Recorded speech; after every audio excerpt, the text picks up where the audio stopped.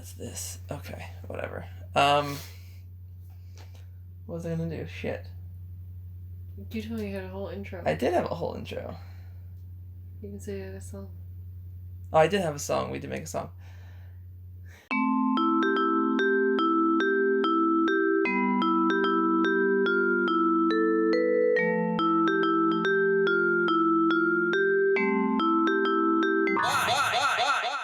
Hello, everybody. Welcome to... Why would you show me this? Yes. Why would you show me this? This is the podcast that we're doing where one of us shows the other a movie that they might not otherwise watch or like. Yes. For me, that's going to be a lot of arthouse and Criterion. Criterion. Shocking things, extreme things, schlocky, anything in that nature. And what will you be showing me? I have a list, and it's a lot of like early 2000s, if not mid 2000s, like mid-range comedies. Fun. Wonderful. Yeah, that you probably otherwise wouldn't see. Okay. So. Yes, I probably would never watch that at all. Those things at all. But tonight, we watched Antichrist. There that's good. Go. It's a good one. Yeah. By our boy Von Trier. Mm-hmm. Now, we should say, you have seen your two Von Trier films? Which ones? We watched The House that Jack Built. Yes. I can't name the others off the top of my head. Have you seen Dancer in the Dark? Nope. Oh, well, that might be another one that we watched. I know there's another Von Trier that we watched, and I just can't remember it off the top of my head. Melancholia we never watched. No, because I don't want to. And Antichrist, you had tried to watch it before? Yeah. Mm-hmm. Did you stop it, or...? I got bored. You got bored. I mean, I will admit, in this, there's a little bit of some downtime where not a whole hell of a lot is happening. Sure. And that's fine, but I don't think it needed to be almost 2 hours. Okay. But yeah, I mean, I know about it, and I knew some things that go on in it, but I didn't know everything. You hadn't sat down and watched the entire thing? No. Now that we have, are you happy that you did? Sure. Well, let's read the synopsis before we get into anything that actually happened in the movie. So on the back of the Blu-ray, in this graphic psychodrama, a grief-stricken man and woman, a searing Willem Dafoe, and Cannes Best Actress winner Charlotte Gainsborough, one of the two, retreat to their cabin deep in the woods after the accidental death of their infant son, only to find terror and violence at the hands of nature and ultimately each other. But this most confrontational work yet from one of the blah blah blah. We don't need all that. You got the gist from that other sentence. I obviously love this film. I love Lars von Trier's films. What do you think of his films in general before we watch this tonight? I know he has a real fascination with everything that's horrible about humanity and humans. Mm-hmm. Which is why I have a tendency to kind of avoid his work, because I don't know, it's like when you're sad, you listen to like sad music, but I don't feel like it's the same thing when you're sad. You want to watch sad movies. I don't know when you're ever in the mood to really watch a movie that's just gonna bum you out. Like, there's no redeeming anything to the end. It's just, it's a bummer. That's life. Deal with it. That's Von Trier to me. Yes. Von Trier, I've always said Von Trier makes the most beautifully depressing films. I guess. Because you've never seen something so depressing, so beautifully shot. That's what he seems to do best. Yeah. Here's the thing that At least in Antichrist and Melancholia, those both display beauty and depression to me. Yeah. Sure.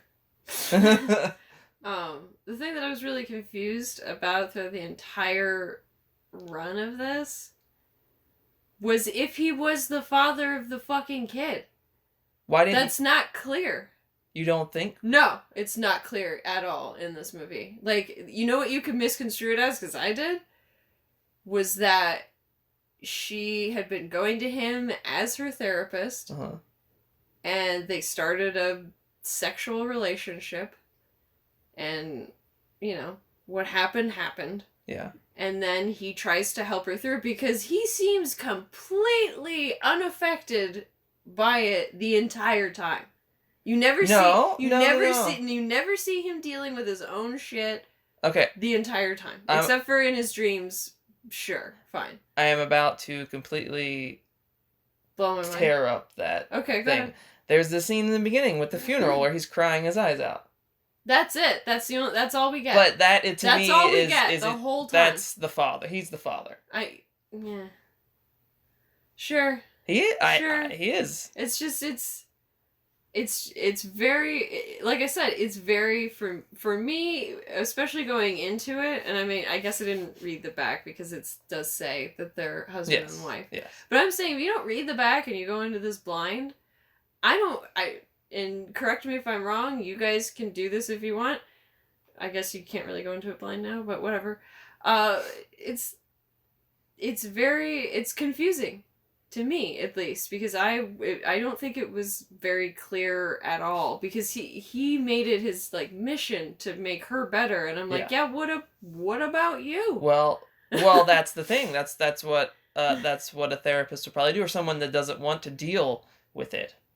I guess, but I mean, it's real weird the way he goes about it, because like I said, it's like I said, from a professional standpoint, like, I don't know. He seemed to grieve right at the start, and she took a while.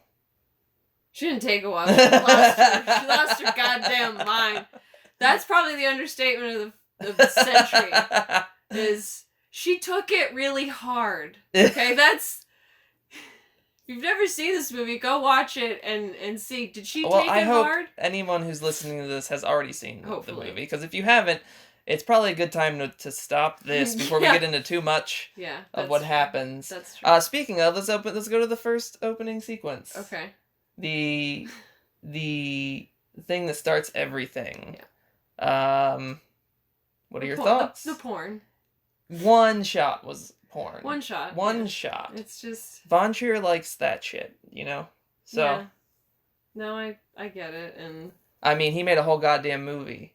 I know, yeah. Two movies. That's not a movie But, again, but the opening sequence, what did you feel that it set up perfectly what the rest of the movie was going to be? Sure. Yeah. I mean, and what's really sad is, I think while we were watching it, I even said...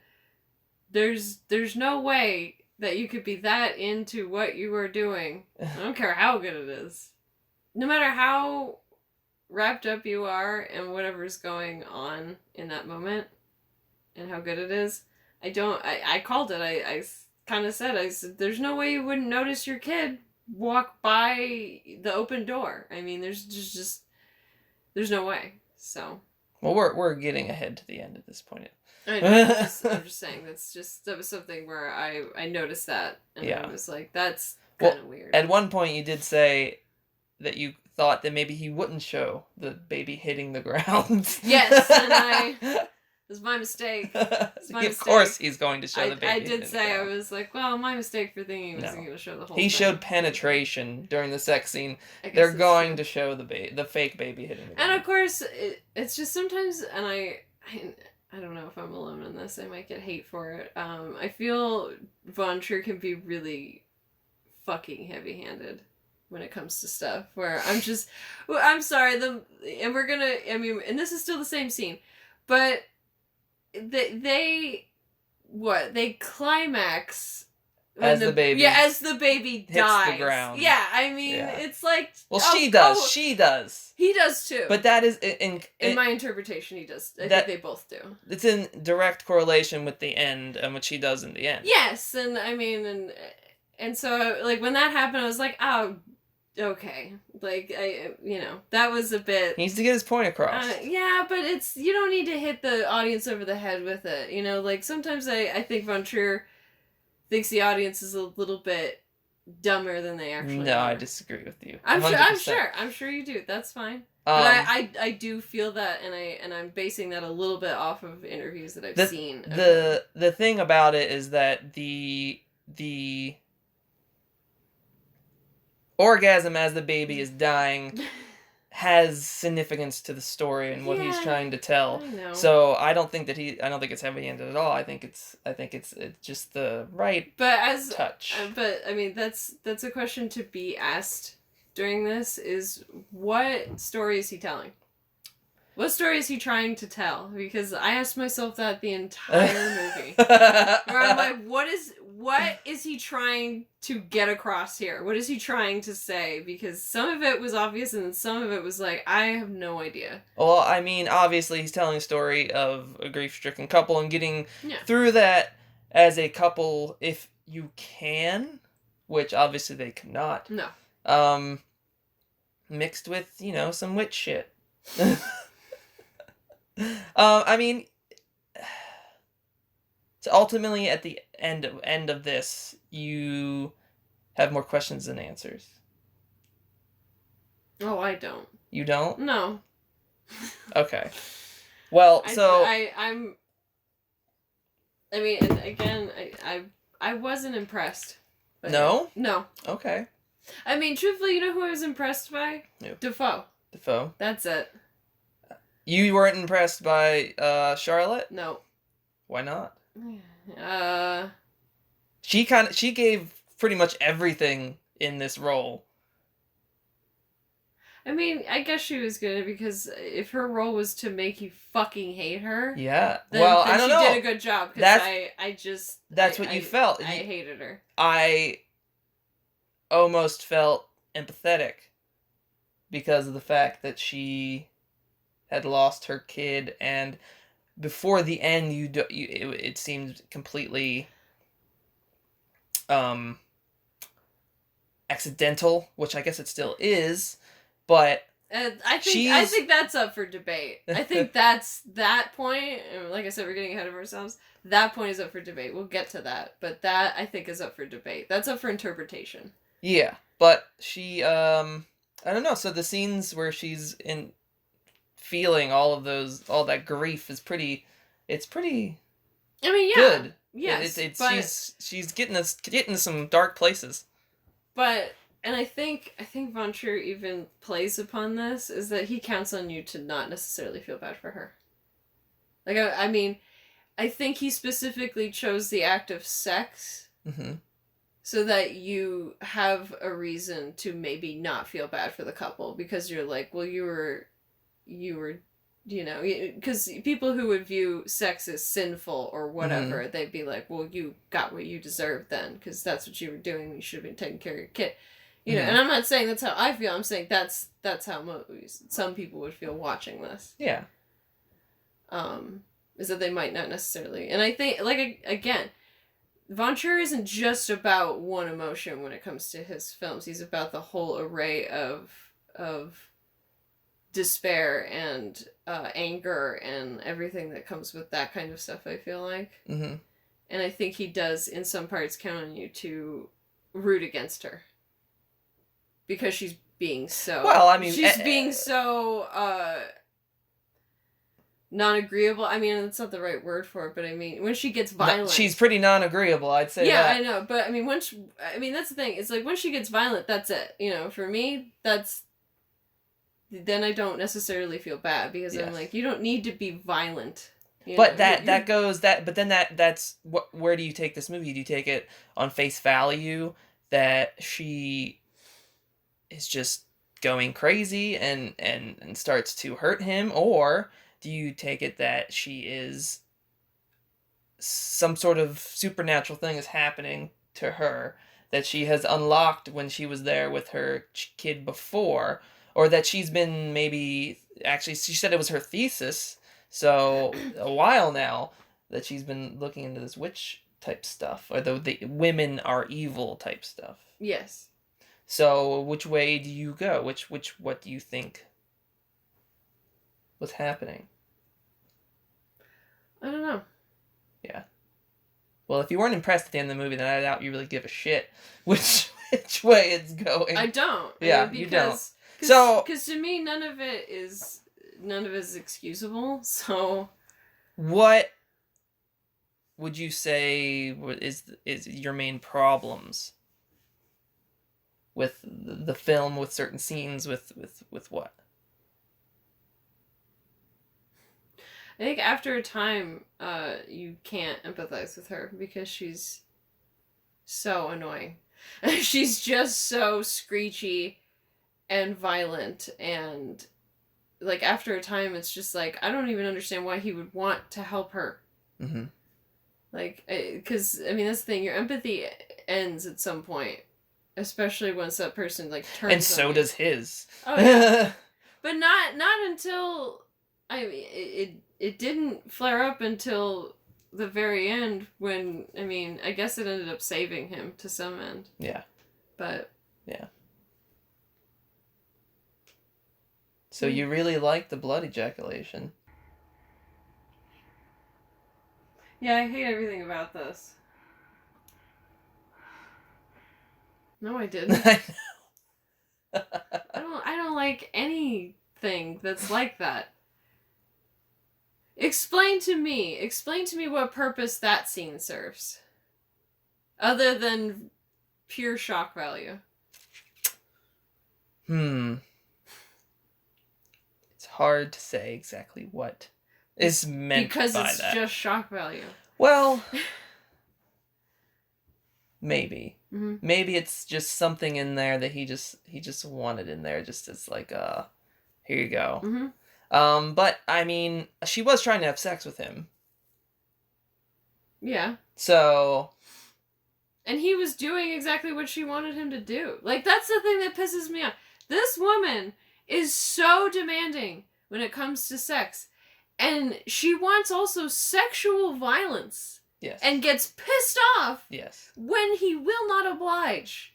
Yes. I mean, it's just... Well, obviously she's trying to feel something. That's good. Go I'm sure feel what something that, on your own. Don't include other people. She did. She went to the bullshit. tree and started to feel something on her own. I know, and that made me mad because then he came in on that, and I was like, she's trying to do it by herself. Let her do it herself. Let her do it herself. If she wants to be crazy and have an Evil Dead moment, then let her. That I wouldn't say that's the Evil Dead moment. The tree was not having sex with her. That's me making a joke. I don't know. I'm not a huge fan of... And I've already I've explained this to you before, where I'm not a huge fan of sex being used for shock value. I feel like if sex is included in a film, it needs to have a reason for existing other than,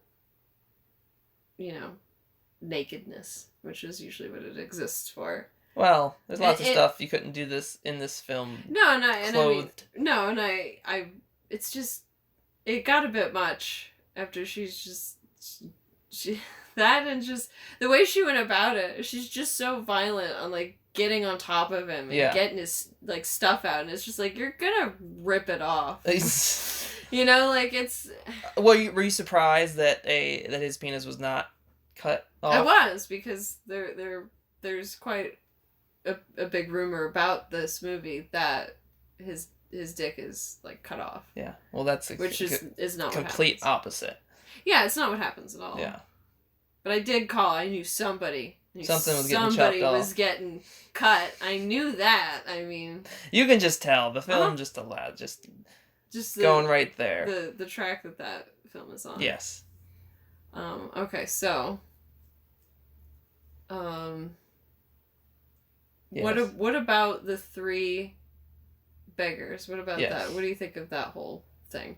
Well, it's obviously some sort of, like, uh,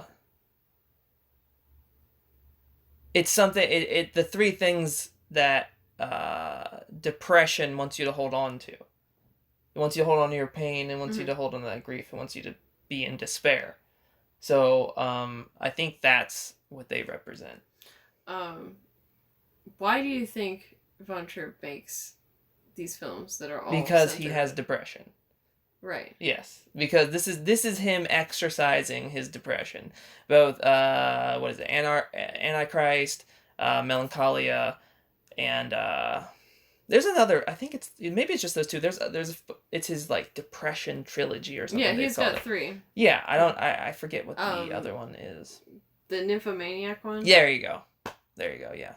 But yeah, that's what I think it is. I think, and that's why I like them so much, because he illustrates his depression on screen. Mm-hmm. Like all the shots of like all the slow motion shots in the movie, especially of her in like the foggy forest, and her in the tree with all the hands and everything, all the bodies. And there was another thing, one of the dream sequences, one of the meditative sequences, whatever you want to call it, when she's coming down that embankment, and there's that big tree. Mm-hmm. And then at the end of the film, Defoe is going up. Mm-hmm. So I assume that is supposed to be some sort of like descending into hell, and him ascending out of that hell that they went into.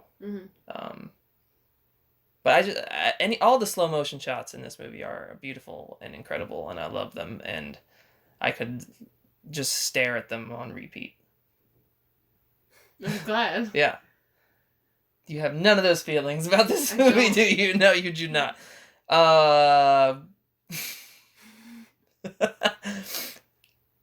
Would you have picked this movie to watch at any point in time? No. If I didn't say, let's watch this for the podcast? No. Never. Would you ever intentionally want to watch a Lars von Trier film? No. No, you did. It's very true. I've tried to get her to watch Melancholia a few times, and that has not happened. No. I mean, for people who already have depression, it's just... I think... See, you see a different way. I think that it is refreshing. Yeah. To see someone else take their depression and show it to you like this. I think it helps me to see that from someone else. If he could do it without penetration, that'd be great. He can't. He can't. It has to happen. I know. And to me, it fucking cheapens it. Well, Melancholy, there is no porn. There's nothing like that. No, it's just about the world ending. Well, yeah, I mean... Yeah, how do you fit sex into that? He can't go too far. He'll take out the penetration, but he's going to keep all the depression in there. Yeah, you can't take that out. You need that. Yeah, and I don't know if I even really like him as a person, so... Well, that's a whole nother issue. Yeah, I mean, let's just keep it to Antichrist for right now. But, I mean, it's... I don't know, I don't know how much hate I would get for it, but...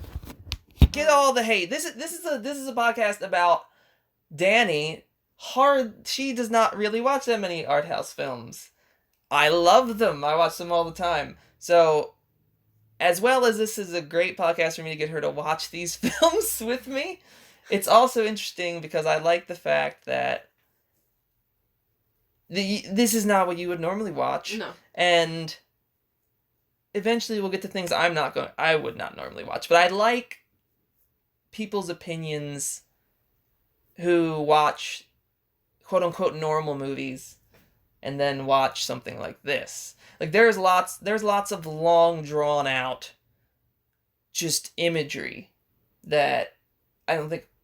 What did you think of that? Did you think that adds to the film? Does it bring you in more, or could you just be done with it? No, you could just get it out of like fuck that. No, because the witch stuff even to me seems like an afterthought. Oh yeah? Yep. It seems tacked on to the second part of the movie. Yeah.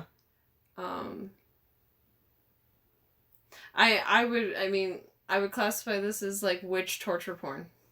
That's what I would classify this as. Uh-huh. Is just witch torture porn. There is no there's no cerebral value to this film to you. There is, but it's overshadowed by a bunch of crap, in my opinion. The sex and yes. the violence and everything. Yes. So, see, I would think that I mean, to me, it's a part of the story, yeah. And it needs to be in there, and it actually calls more to what the film is trying to say, and the themes and everything. Yeah, but I mean, I have a hard time with movies where you don't have somebody to root for. Or there is no one. You could maybe the baby. Maybe the babies to root for. But there's no one to root for in this movie, and that's hard for me. Because then to me, you kind of rooted for Chaos Reigns Fox. Oh, I love Chaos Reigns Fox. You really like that part of it.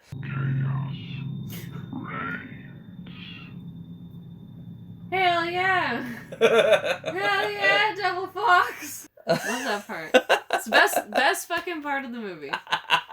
It's Chaos Reigns Fox. It's awesome. I love that. So besides that, she fucking hated everything else. I mean, it's just I mean, and to bring it all home to the reveal. Is it a reveal? Yeah, it is. I mean, I guess when because you wouldn't ordinarily know that. I feel like most people that have heard of this movie have heard of the end. I didn't. You didn't, which is great. I had no clue. I'm glad that you didn't know. I had zero clue until they showed the flashback, and then I was like, oh, okay. What are you talking about? I'm talking about when it was shown that she saw what was going on. Oh, I was talking about the clitorectomy.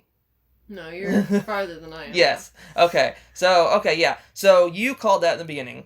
The fact that she basically you would not see your child doing that. No. And if you did, then you just let it happen. Yeah. Like if you saw it and it happened, then you let it happen. Yeah. Like there's no, like I said, no matter how good the sex is, like, if your dog walked by, you would know. Yeah. Okay? Like, come on. Especially your baby climbing. Yeah, thank you. Yes, and your baby. A window. Yeah, you would notice. So what do you think that means, the fact that she saw that and let it happen?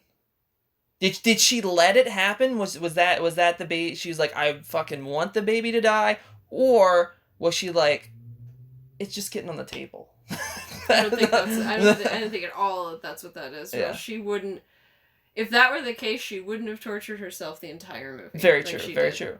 Like the only and this is the sad thing. I think the only reason that she felt as terrible as she did throughout the movie was because she knew she let it happen. Mm-hmm. I think that's the only thing she felt bad. Well, yeah, of course.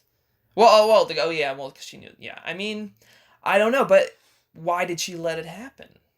Because she's an evil woman. Because she's an evil woman. Okay, so that's what that ties that all feeds into that whole stupid witch bullshit. Okay. About women are evil, which is like. Which I'm like, by the way, I'm pretty sure they don't preach that in that, but for the film's sake, sure. Do you think that maybe she was a martyr?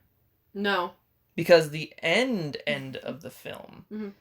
is the epilogue. Yeah. Is Willem Dafoe in the woods and all of these women coming out of the woods, which they talk about all the witches that were killed and the women who were unfairly killed because they were thought to be witches. Yeah. Which obviously we can only assume that that's who that is. And look, that's who they are. And sure, okay, fine, that happened. What the fuck does that have to do with anything? Like, here's the thing. If her husband were a piece of shit, sure, I would understand all of that. But he isn't. He's trying to help her and is very, very understanding about a lot of the fucked up things that she does. And so then I'm supposed to believe that, like, all the shit that she does to him is, like, deserved? I mean, I wouldn't say that. He does live. Yes, he does. He doesn't die. Which I was very surprised by, because I was almost certain that he was going to die. Yeah. One of them was going to die. Well, I called that. The infamous cutting off of the clitoris. Mm-hmm. You didn't even budge. No. You weren't, I went, ugh. It still does that to me. You were fine. Yeah. Why? Why did that not affect you at all? Well, it brings me to another complaint about this movie. Whoever, by the way, did the blood effects for this movie, suck. I'm sorry. The blood is orange in some shots. Like, it took me right out of it because the blood is not the right shade at all. And I mean, it has an orange undertone to it. So I'm sorry. I don't know if it was budget or whatever, but the blood took me right out of it. It looked like fucking carrot juice. You don't think that was an artistic choice? Especially it better fucking not be because it's awful. Considering that there were a lot of shots where everything was very blown out. No, because like I said, like if you're gonna show something that's realistic, you have to show realistic blood or else I'm just not gonna believe it. I'm sorry. When that shit was smeared, it was orange. It looked like iodine. Like, I'm sorry. No, I'm sorry. Whoever did the effects could have done a better job. Says you. Yeah. That's your opinion. The blood was the wrong shade. And, you know, if you want to call me nitpicky, I don't really care. But that's a huge complaint that I have with this. And there's a lot of blood in this movie. I mean, maybe not a lot, but there's a good amount of blood in this. And it's just... The blood when she put the sand grinder wheel, mm-hmm. sander wheel, whatever, on his leg. That looked pretty good to me. That was fine. Yeah. But I mean... I think there was one shot that you didn't like. There was a few. Because I remember you saying something about the orange-looking blood in one shot. It didn't. It's just, yeah. But I don't know. I think... when she cut herself, I knew it was coming. I knew something was going to happen. I knew she was going to probably do something like that. You know, and... I'm not saying she deserved to do it to herself because it's a weird thing to say, but I wasn't shocked by it considering all the other violence that she had committed. I was like, yeah, she already fucked up her husband enough, now she's got to turn it on herself because she's going to punish herself. I knew that was going to be part of it. She allowed her baby to die mm-hmm. from an orgasm, so she can't have orgasms anymore. Yeah. Again, a little heavy-handed, but okay. Okay. Oh, I'm sure when we watch whatever the fuck you want to watch, it's not going to be heavy-handed at all. See, and that is exactly why I like the movies that I do, is that they don't present themselves to be anything other than what they are. What do you think this presents itself to be? And this is why we're doing this series, is that I have a tendency to believe that art house films, not all art house films, but some art house films are up their own ass. They are. Like, some of them are just... It's like my sister explained. Some of them, I feel like you can tell there was no story, and they just, like, slapped something together and was like, it's art! And just put it out there. And it's... The bad ones. I mean, I didn't enjoy this. Like, I don't know why people would watch this and be like, yeah, this was good, I liked this. Like, I don't know why you would watch this and be like, I enjoyed this movie.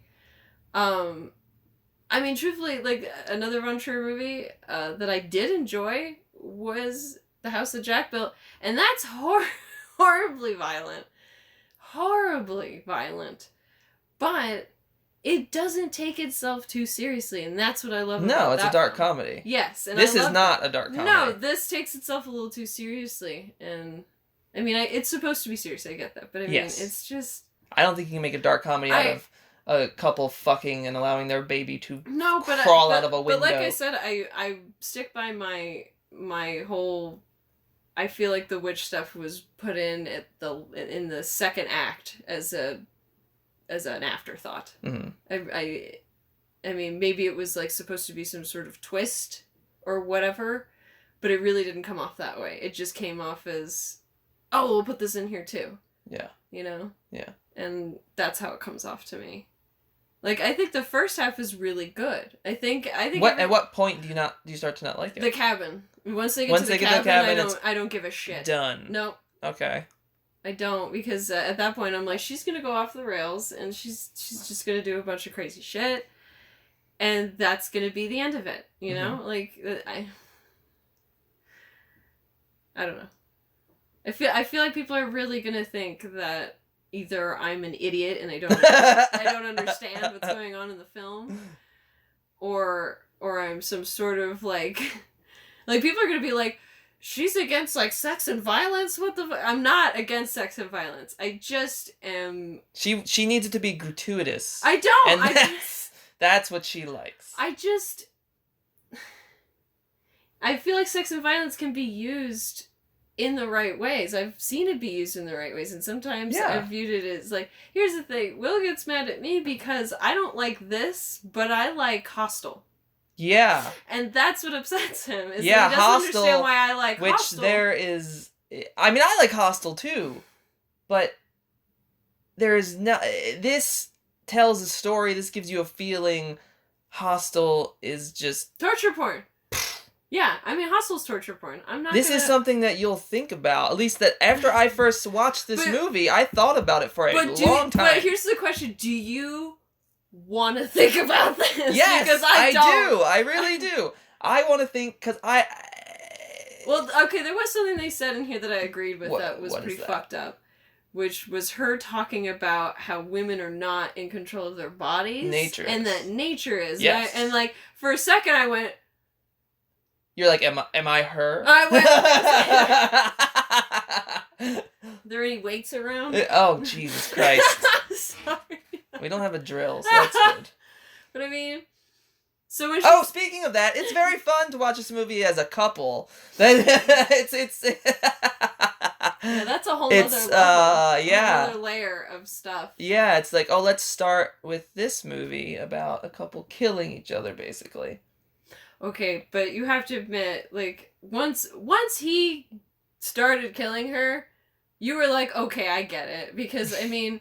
what else are you going to do he's at that trying point? Exactly. He's trying to get the weight off. And I mean, while he's doing she's stabbing him with scissors. Yeah. And I don't know how he restrains himself enough.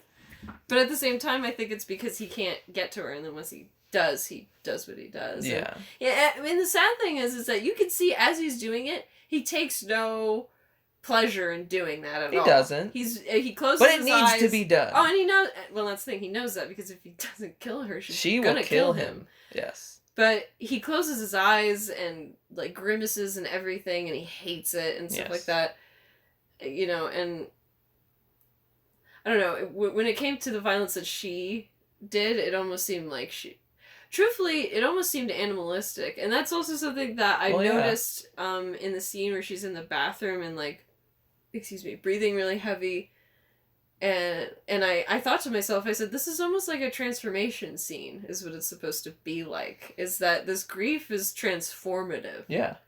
So, it's like a werewolf movie, but with grief, instead of the moon. You know what I mean? Like, so I mean, the part that actually freaked me out, I think the most, was when she's like, I'm cured.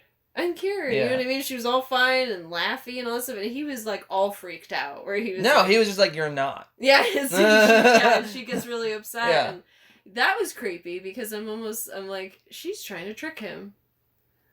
I think she actually felt that. I don't think she's trying to trick him. No. I think she felt a false sense of being better when that was going to go away. Yeah. She's not over this that quickly. Right. She just wanted to be. So I think going to that place, and also the cabin seemed to be like her happy place. Not so much when they got there. Not so, no. Like, but she seemed like she just really wanted to get out of there. Oh, one other thing. Her intentionally putting the shoes on the wrong foot. Yeah, that is a little odd.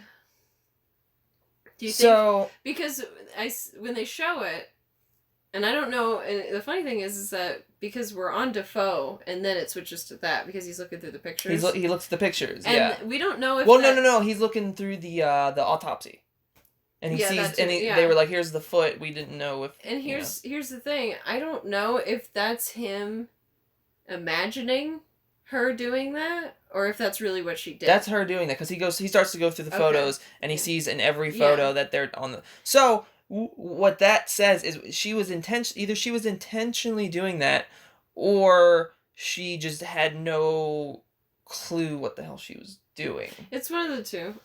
It seemed almost like a conscious effort on her part. Yeah. Another thing that I had mentioned while we were watching is maybe she was suffering from postpartum depression already before it had. I mean, that kind of. Well, postpartum is after you have a kid. I understand that. Okay. I mean, before the baby dies, and that's maybe why she let the baby die. I mean, that could definitely be a thing. And then after it happened, all of that just washed away, and she was just grief-stricken because the baby was gone. But yeah, I mean, I'm not quite sure where all the witch stuff. I mean, I kind of have a sense of where the witch stuff adds up into the story, but I think ultimately this is just a movie about the stages of grief and getting through that, because she kind of did in a way. It was kind of full circle, even though she dies. But I do feel that her character had a full arc. Yeah, definitely. So let's end with some sort of rating system, I guess. Okay. Just 1 to 10. What would you give Antichrist? A 6. Really? That's higher than I thought you would give it. Yeah. So there was some enjoyment in there. I appreciate the effort, I guess. Okay. I appreciate what was attempted. Okay. Yeah. All right. But I mean, it's by no means an enjoyable movie, in my opinion. Like, I don't think you watch. Yeah, I mean, it's enjoyable isn't the right word to use for Antichrist. But yeah, I mean, it's like I said. I think, I mean, truthfully, everybody in it is good. I mean, there's really only like two people. Yeah. I mean, it's funny because I only just really now noticed that. Except there's no other. The kid. That's just it's two. There's extras. Yeah. I mean, lots of extras, but it's just them and the baby. Yeah. Yeah. But also, weird thing to bring up. How is that kid blonde? Because both of them had dark hair, so I don't know how the hell that happened. Maybe your theory's right. Maybe it's not his baby. I mean, I'm sorry. That's again. It's never mentioned. Is it explicitly mentioned, like, in the movie? All of that, no. That they are husband and wife. I don't believe so. I don't think it's ever put in, like it says it on the back of the movie. Yeah, see, this it actually doesn't even say it. It just says a grief-stricken man and woman. Okay. It says no. So nothing about husband and wife. No. So you see what I'm saying? They could be whatever you want them to be. Yeah, see, like, my interpretation was, especially because there was that moment where she was, like, trying to have sex with him, and he, like, made the joke about not having sex with your therapist or something like that. And I understand that might have been a joke so that he didn't indulge her in her distracting behavior, because he did call her out on that, where he's like, this is just, you're just trying to distract yourself. Yes. But he eventually gives in, Yeah. But I mean, and that's, like I said, that's the thing that leads me to believe that it may not be his kid, because I feel like if that were his kid, he would have been way more grief-stricken than he was putting on. Oh, yeah, I mean... He was bawling. Sure, he cried. Bawling. I'm sure he cried at the funeral because, of course, he's in love with this woman. Yeah. I mean, that's not in question at all in this movie, is that he loves her, for sure. Yeah. Or else he wouldn't do all the shit he's doing. No, yeah. But, I mean... like I said, it's really not clear if they're married and that's their child, or, like I said, from all the context clues that I got were she had been seeing him as a therapist and they got involved sexually, and And the then, rest is history. Yeah, basically. So that was my interpretation of it, because there was really nothing that explicitly said that it was they were married and that was his kid. Because he did seem to have somewhat of not a disconnect, but if that were his kid, I feel like he would be just as grief-stricken as her, and he just didn't seem like that to me. And I don't know if that was because he was focused on her recovery or what. I mean, there is a lot for, interpretation, but that's how I interpret it. And again, it's not even explicitly mentioned that they are husband and wife, so. I think it's his kid. But, yeah, that's Antichrist. That's our thoughts on Antichrist. I feel like we've talked a good amount about it. So this is what the podcast is going to be. I guess it's watching films and talking about them that you may not want to watch. We plan on having some guests for other films as well. And I think we might do a flip-floppy thing where Dani shows me one and I'll show her one. We'll see what happens. We're definitely gonna do it for both of us and see what we do. So thank you guys. This is Why Would You Show Me This? Goodbye. Bye.